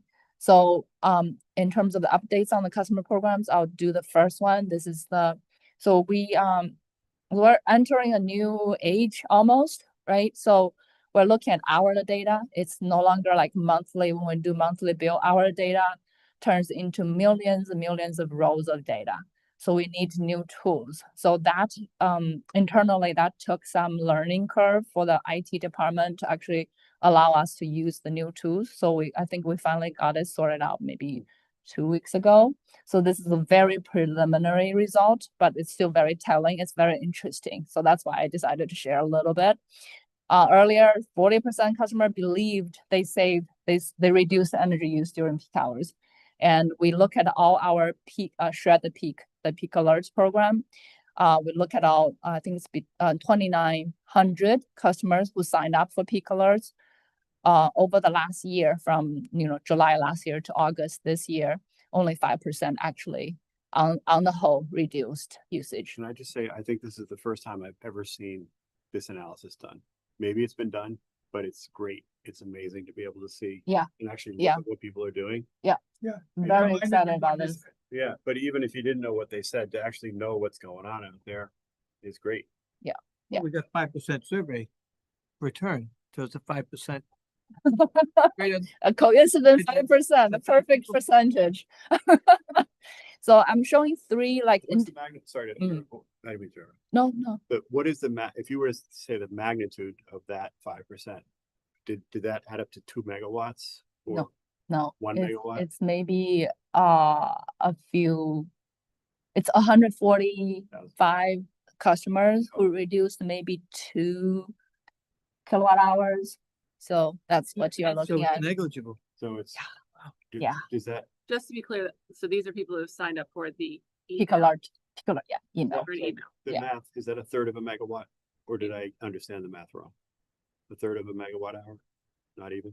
Not even. So Megan, like, so when you send out an alert saying, Mm. don't use load, so, Mhm. so like what we would do is you don't do laundry, you don't charge your car. Yeah, it's very after that, right? small. You Yeah. gotta turn off the AC if you. Yeah. I, Yeah. Yeah. but Yeah. I think we also should look at how are we communicating that? Because just sending an email. like, I mean, Exactly. People just delete Yeah, their email. That's why, or it because goes to we, junk or yeah, something. and also because we didn't have the data. So the ideal way I would think is the same way when we do the commercial PDR, where we calculate the savings, we give them an incentive, we share the savings. For the residential customer, because we didn't have the data at this level, we couldn't come up with a reasonable incentive. You know, if you save 2 kilowatt hours, do I give you what? 5 cents? You know, it's hard to to get to that.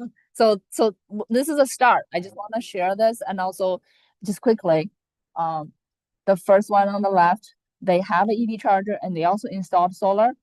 They did reduce during the called peaks. So this is like when we called for 3 to 4 hours. This is not just the 1 hour. The 1 hour we're still in the process of doing that analysis.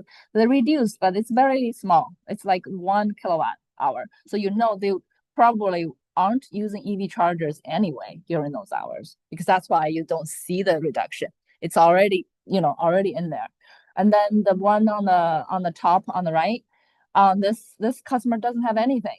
But interestingly enough, we don't know if it's a coincidence, because they actually shifted their peak. It's a small thing. The yellow line is the actual usage.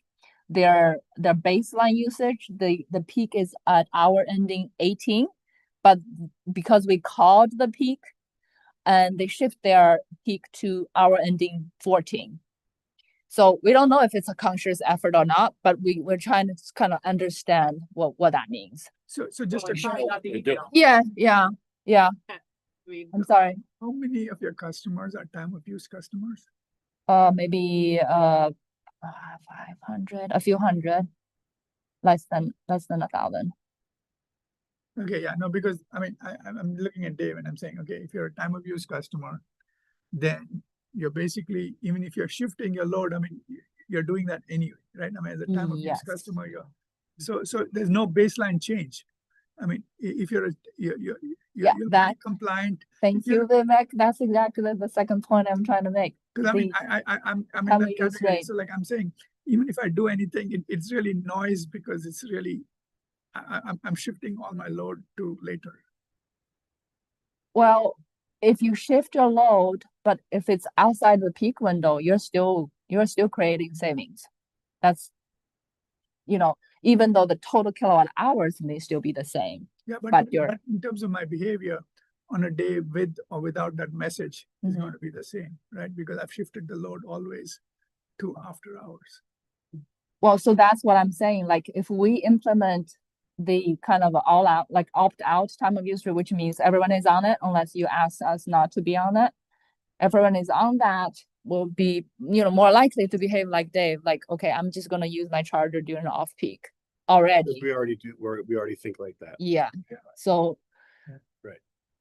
Yeah, so the active demand response will work in tandem with the time of use rates when we implement it. I plug in my charger at 8 o'clock. Maybe you did. Yep.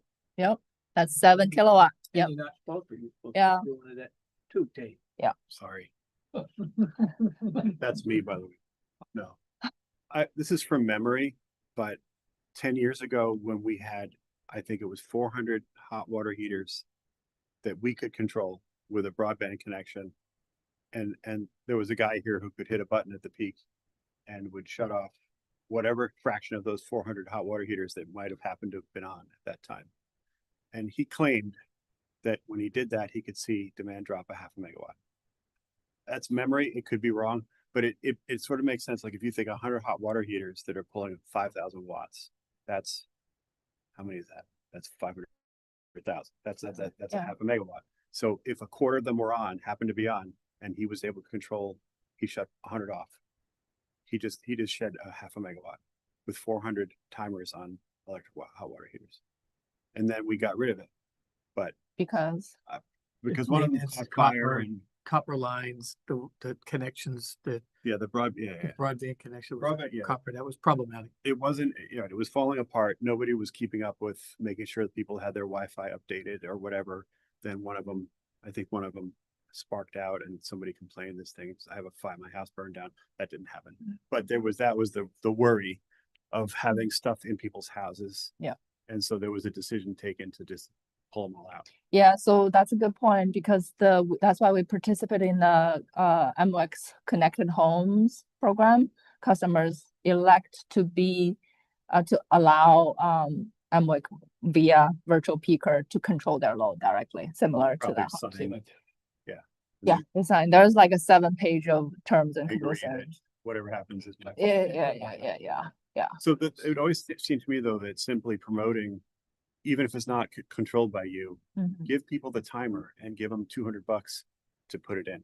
Or pay for the electrician to put it in and say, look, please set this thing to 4 to 8.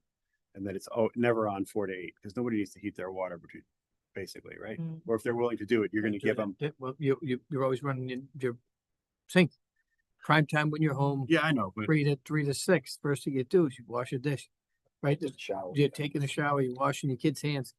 So. well, but those who would be willing to agree to it, if they were, give them something that I'll give you $100 or I'll give you $10 a month off your bill.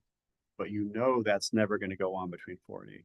But aren't we proposing that in a way, right? Because you're gonna get a better rate. Yeah, Not with to the TOU rates. So you're will- not getting, you're not writing a check to somebody. Correct. Yep. Presumably the bill will be lower and. Yep. Once we get the AMI meters in, you'll be able to see. Got it. that. Oh, I see. I see. So to tell them to figure out how to do it. Yeah. And that they'll figure out how to do it is your point. Okay. And but this is such the big thing. If you can somehow get people to put the timer in, well, that would be a piece of it, I right? think Exactly. the two can work together. So Paul, so the AMI is getting implemented this year, right? I'm gonna talk about that in a couple of minutes. Yeah, I'll be quick. This is the last slide, I think. Yeah. Just quick, heat pump weatherization program. We have 88 completed this year, 80 in the pipeline, and the 0 interest loan. It's a little more involved process. Right now we have 3 in the pipeline. And then we just had the EB show in August. We did the whole thing. Our marketing team is really great. We organized the whole thing. We had 4 dealers there. They brought in 8 EVs. We estimate about 150 people who attended. I actually went there and yeah, there were a lot of people because we did it across from the farmers market in Wilmington. And then immediately after the event, the town of Wilmington actually asked us, our marketing team, like, can we plan the next year already? So I think it was well received. Yeah. And then coming back to demand response, I want to kind of update on the customer portal. Customer portal is the place where so we have the MDM with our data, and the portal draws the data from the MDM, and then when the customer signs up for the portal, they can see their own usage, their own hourly usage. So the chart here is a customer that I know that allowed me to share the data. You can see you can clearly see the peak, that was June 24th. That's likely to be the capacity peak day of this year. And then it was very low in the second circle because that person was on vacation. I was just about to say, if they're on vacation, you can tell they're on vacation. Yeah. Absolutely. It's very interesting. I just want to kind of show this to kind of connect the dots where, we want to do demand response, we want to do the hourly data, we want to kind of change behavior, we want to do TOU. All this will be tied together. And we're really promoting the customer portal because that will be a very cost-effective way for us to do the shadow billing, which I kind of explained before. Who can do the customer portal? Any customer, you can just go on the website and register your own account. Yeah. Okay, I think that's all. We need to let tech savvy people know about that. They will sign up. I know. Do it. Great, thank you, Megan. Everything else?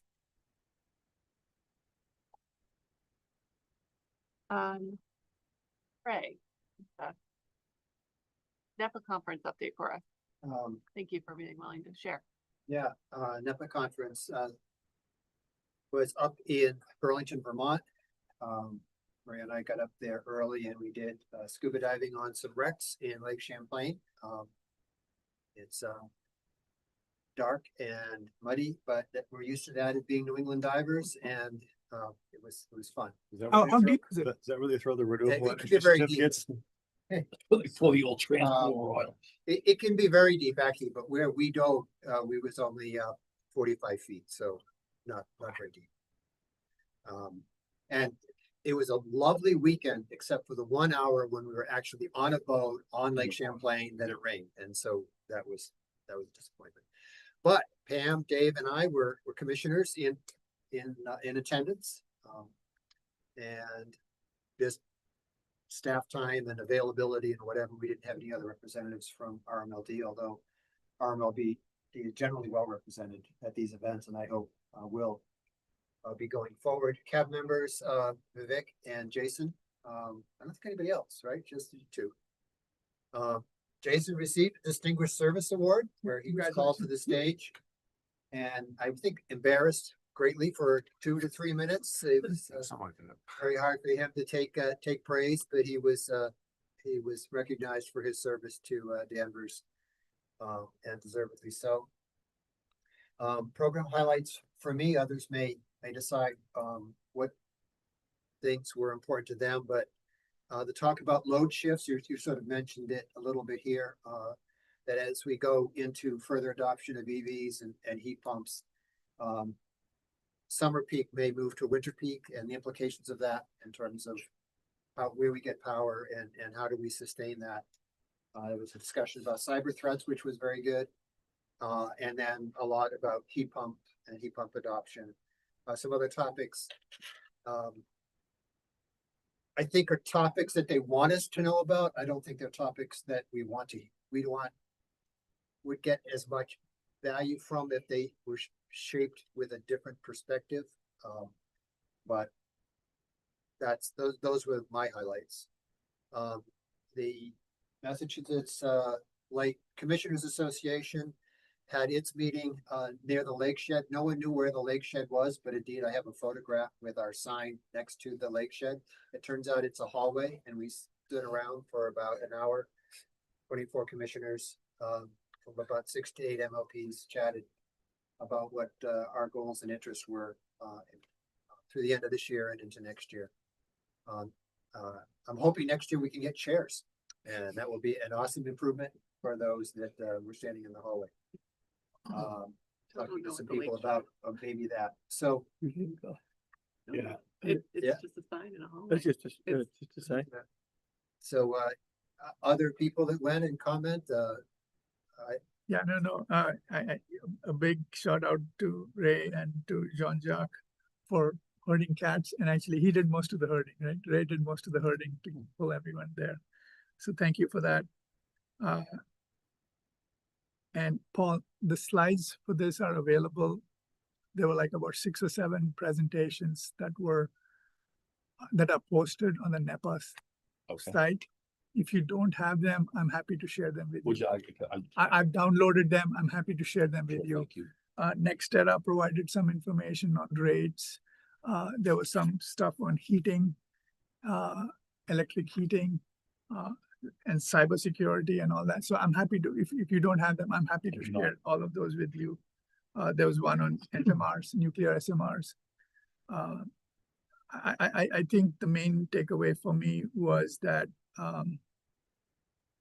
it's good to know that the past winter was mild compared to what we've had in the past. So it's just good to be aware of that in case, this year is going to be a little colder and whatever that means. ISO New England has a huge amount of battery capacity in the interconnection queue. So I don't know how that works out, because that means there are plans, but I don't know if they work out and what that means for the resiliency for the grid. So that's something that came out in one of the presentations. And yeah, And there was a presentation by a guy called John Blair, and he talked about pricing for time of use, the different ways of pricing. So you can look at that presentation and see. So it's like, he could be a good resource to talk to. It's the company is called Energy and Environmental Economics. 3E, Yeah, E3. yeah. I think they did at another event as well. Maybe not the same. Yeah, So so it's- he's joined the ranks of general managers again. He was a GM someplace, he Ipswich. left, he was. Yeah. So So maybe Marblehead. Yeah. That's right, he's going to Marblehead. Okay, he's going to Marblehead, but I think I'm sure he can talk about it. Oh, sure. Yeah, so that's a presentation that's worth looking at. Okay. Yeah, on that one, I talked to Pam a little bit about it, is that he was pushing seasonal based rate structures, which to try to get on top of the winter peak versus summer peak. Yeah. And I think some of that projection, since the data he would have to draw on it would have had to have been, a year or two old from now, but then making projections as to what's going to be in 2030, 2035, 2040. I guess they're making their best projection, but I think that's still projection, and we need to track to see if those trends follow out. But I felt he was pushing seasonal based pricing too soon.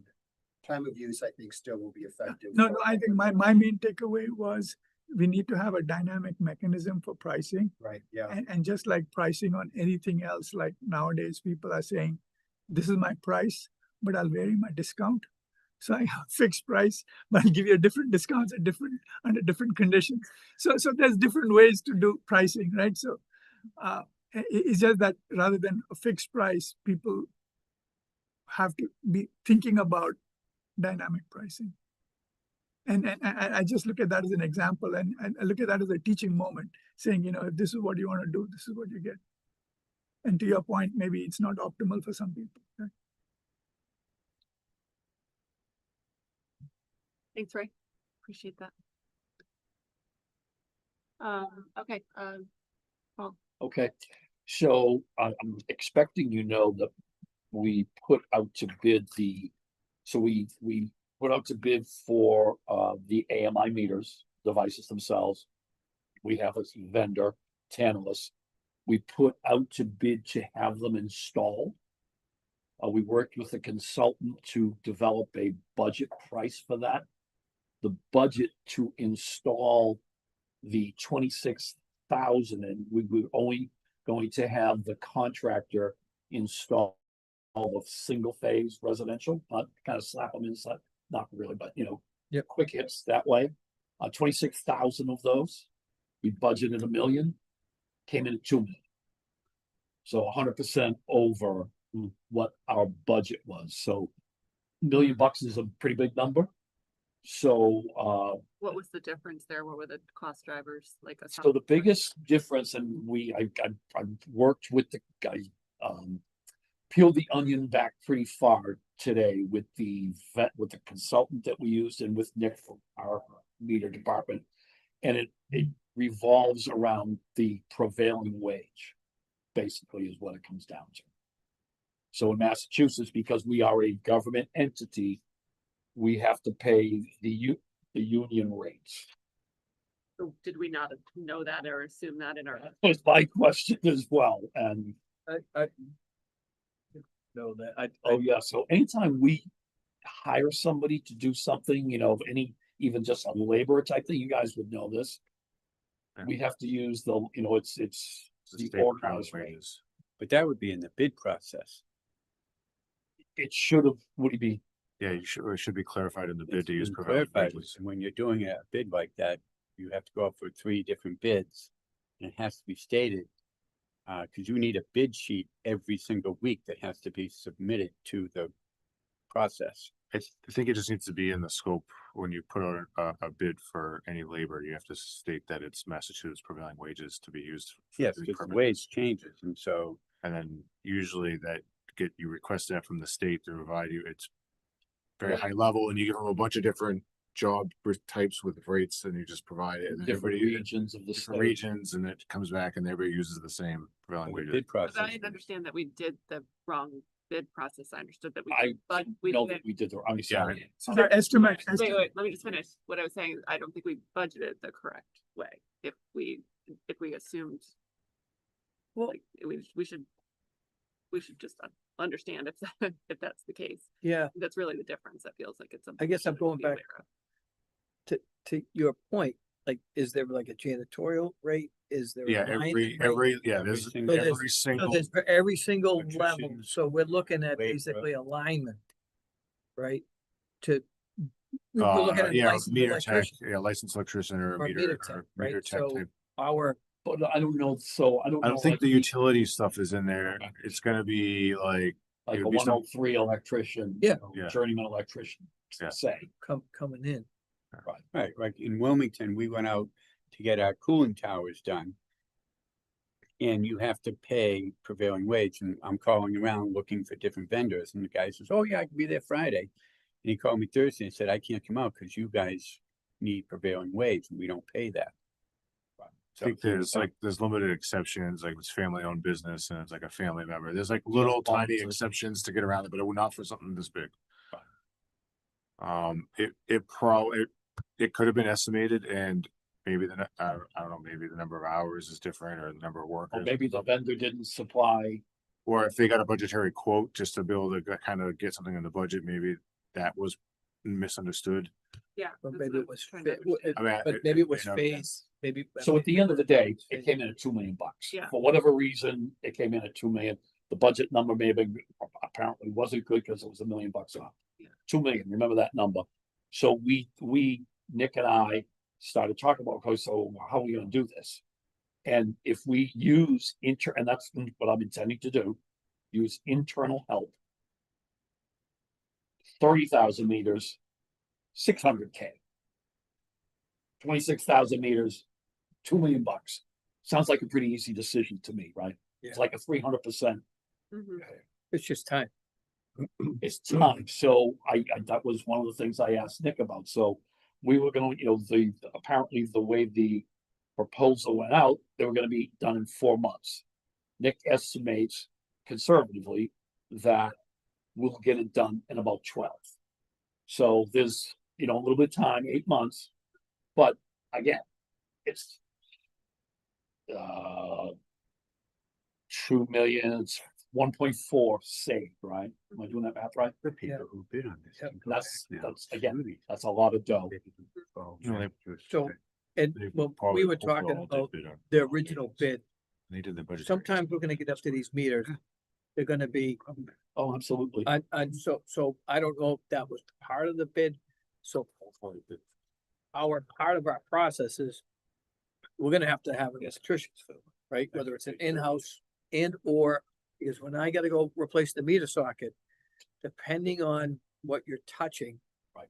you could own the whole thing, right? I could own the riser, I could own it so that's when we gotta talk to the wiring inspector in the town, is what will they allow as well? And I don't know if we got that deep into that contract, into this. No, particular I don't think so, because you don't know how many houses you're gonna come up along into where you could have problems. But you are gonna have, right, Absolutely. so. We did it in Hingham a few years ago. Yeah. We didn't go to an AMI, we went to an AMR.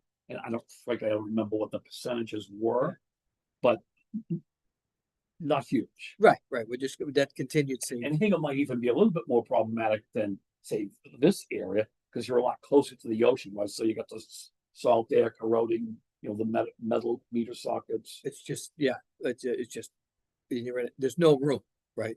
The socket goes in or out, or you're replacing the meter socket. looks like- That's it. And if I'm replacing the meter socket, I'm replacing, up to the weatherhead, or I'm going. Depending on what the problem is, Yeah.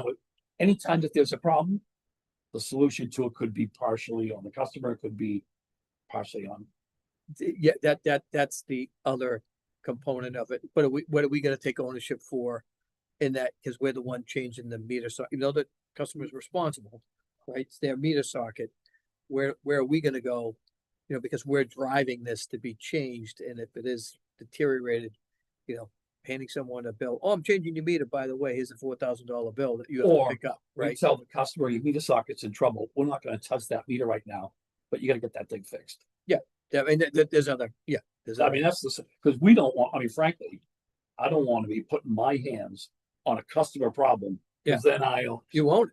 Right. exactly, so, 1000%. so the guys who are gonna be out doing this work, this is what they do all Yeah. the time.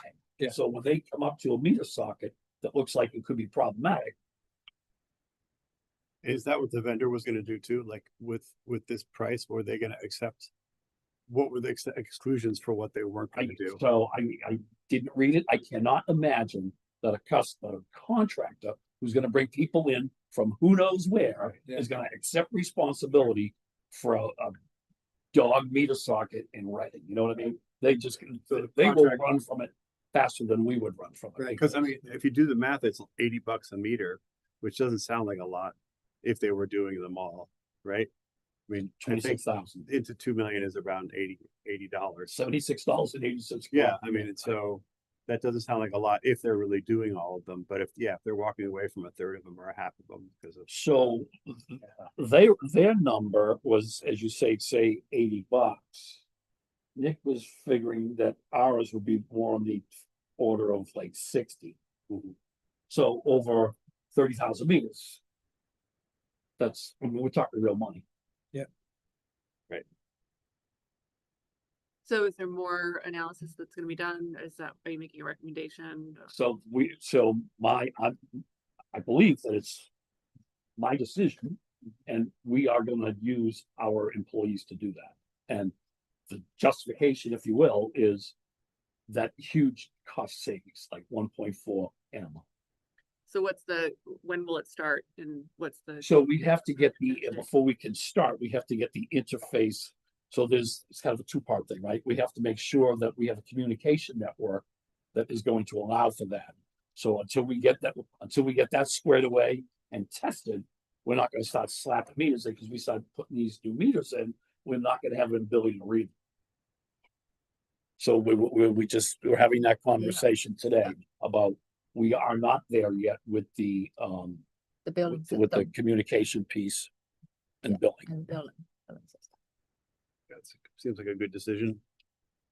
It seems like a Yeah. pretty easy one to make. What do I know? But It would, I think, I mean, certainly from dollars perspective, that makes sense. Right. Just maybe next time we can just have an update on, based on all of those. Oh, absolutely, moving you know, pieces, you like know. what's the timeline look like? Cause then I think we start with what is the communication plan to Right. these people. Right. resident. Oh, clearly, yeah, so we're gonna have, a campaign to let the customers know that, I just don't know if that's Where they campaign find all starting these extra in houses. months or is it starting in 6 months? yeah. Yeah, that Yeah. depends on when the integration will happen. There's all- Right now, the billing system we're just still waiting on that piece. Take It's, the building. there are a lot of pieces to it. I don't know if Put it on. at some point we can Idea. provide an update, but Yeah. right now it's just, At least monthly, I'll be updating. It's And kinda the like packet plug and of play. all of our programs with a meter. with a meter. Oh, we did, yeah. We literally talked about that. So now if our employees are gonna install the meters, we're literally gonna have them have that packet like put on their door. We installed a new meter for you. Here's the information about A, B, C, and D. Yeah. I will save, that will save me $22,000 a month for mailing the stamps. Oh, so it's the same It saves material that. that you'll send, Yeah, that you that's- send anyway, but without the. That's a lot of glue to it. Oh, yes. All right, These bunches. So that's all I have on. okay. Okay, nothing else, from an IBM update perspective? Correct.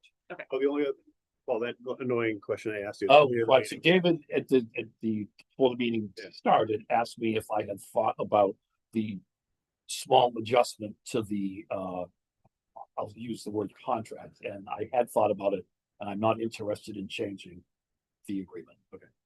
And just, was that as a result of legal advice or just? So, David, we used lawyers Yes. to hobble this agreement together. Yep. If we want to open up the agreement, we can open up the agreement, but there were two sets of signatures on that, and I'm not interested in opening it up.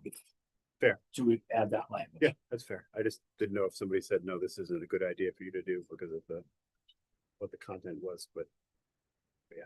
Enough Okay. said. So let's move on to scheduling then. I think we had, Erica, was there going to be a change in the November? Yeah, so we can talk about this offline, but Okay. just looking at the poll that I sent out, it seems like we maybe can make one change, but kind of how it's looking is that Rich can't do Wednesdays and, sorry, Rich can't do Wednesdays, Bob can't do Thursdays. So I think there was one Tuesday we could do. It's really, pretty much everyone couldn't do one of the days, I guess. So it's, maybe we talk offline about that. But there is one thing, we do need to schedule a quick meeting next week, any day but Monday for Peter, for us to, for you all to approve one of the bids for the substation, and then Peter can also give you like a little update on where that is before you approve it. So. Can we do that remotely? Yes, that will be all remote. Quick meeting, all remote. Pretty much anytime works for us. Just whatever works for you all. If you want to do an evening, we can do that. Want to do a morning, we could do that. We could even do, no, sorry, Paul's out. We can do. Next week, what day? So really the only night I could do is Wednesday.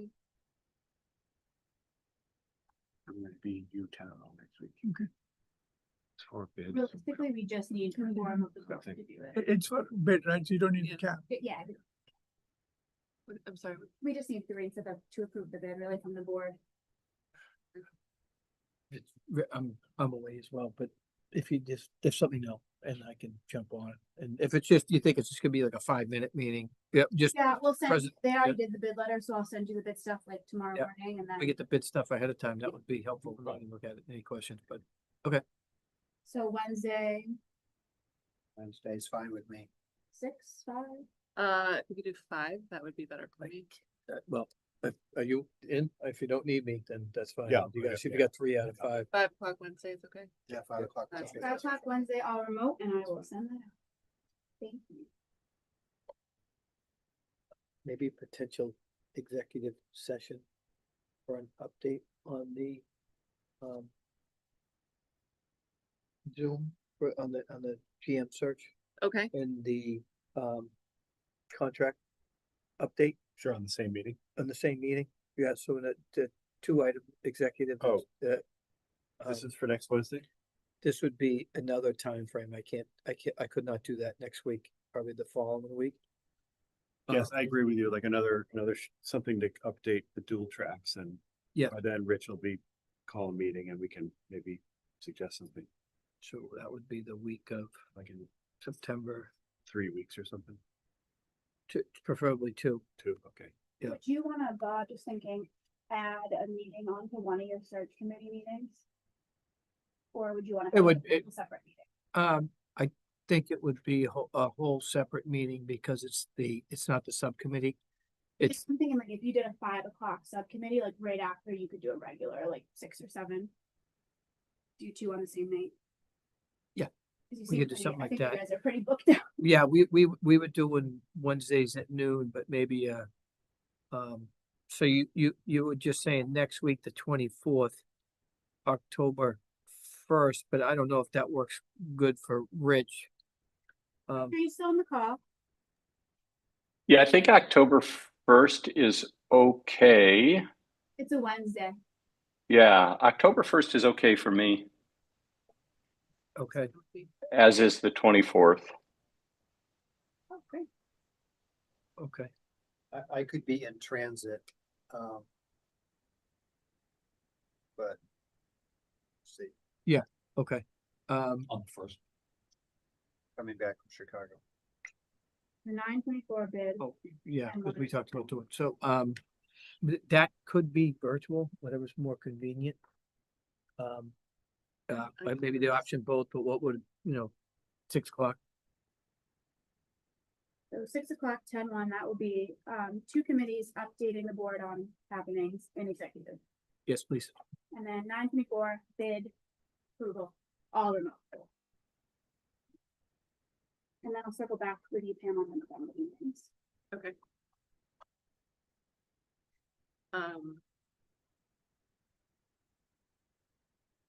Sorry, October 1st, we said also virtual? That can be extended or, It could be either or. okay.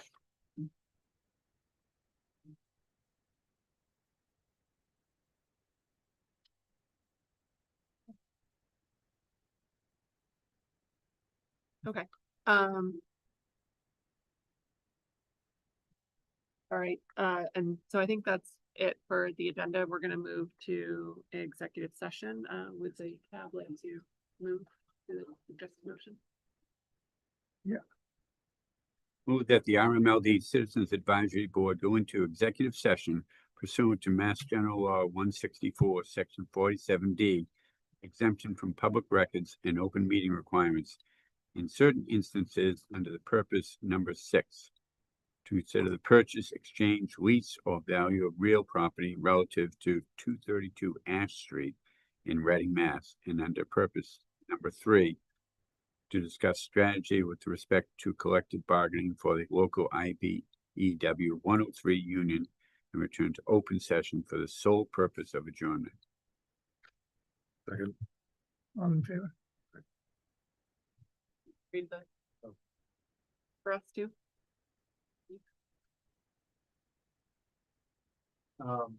Move that the RMLD Board of Commissioners go into executive session pursuant to Mass General Laws, Chapter 164, Section 47D, exempt from public meeting records and open meeting requirements in certain instances under purpose number 6, to consider the purchase, exchange, lease, or value of real property relative to 232 Ash Street in Reading, Massachusetts, and under purpose 3, to discuss strategy with respect to collective bargaining for the local IBEW 103 union and return to open session for the sole purpose of adjournment. Second. All those in favor? Ronson, yes. Talbot, us. Reporter, aye. Filter, Aye. Okay, thank you. We'll see you in executive.